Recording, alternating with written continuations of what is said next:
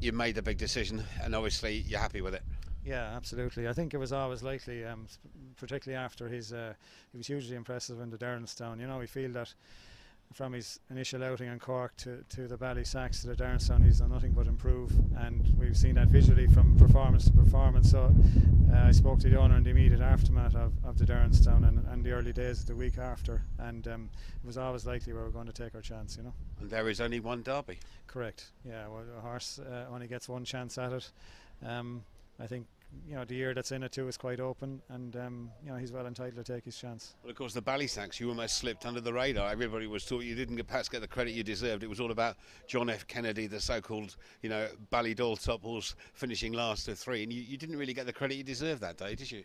I guess not. I mean, all he can do is turn up and beat what's there, and I was delighted to see him, you know, go to Leopardstown then for the Derrenstown, and obviously he backed that up. And for me, he was more impressive in the Derrenstown than he was in the Ballysacks. So, you know, these type of horses, classic horses, they need to keep improving, and as much as we can tell from him at home, he looks like he's doing that.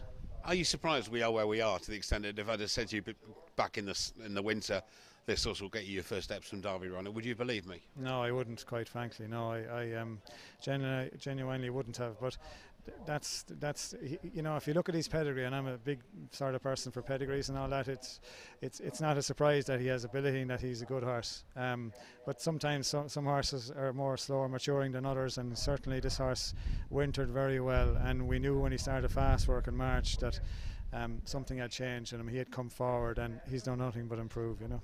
In an open derby?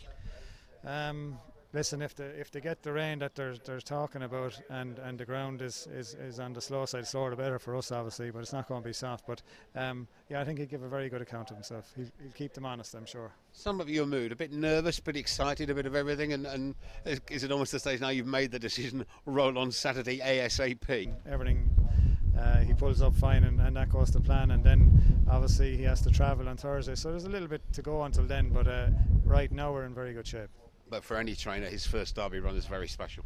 Sure, it's huge. It's what you read about when you're a child and keep growing up. It's what you dream about, and to have one that warrants his place is great. It's hugely exciting.